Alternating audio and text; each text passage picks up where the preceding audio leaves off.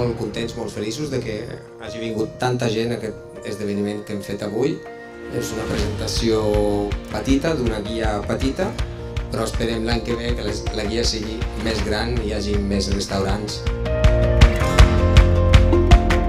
La humanidad necesita un cambio, este cambio debe partir de la comida. En esta situación esquizofrénica televisiva, todos los chefs son maschi, todos.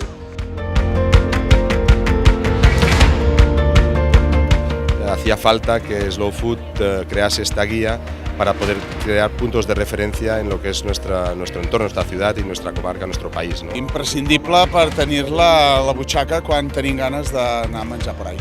Doncs la veritat és que és una eina fantàstica per trobar restauració des del punt de vista del consumidor, per trobar restauració que té un missatge, que no simplement és un restaurant més. Trata de aplicar un método que tiene que ver con respetar el medio ambiente, respetar la tradición.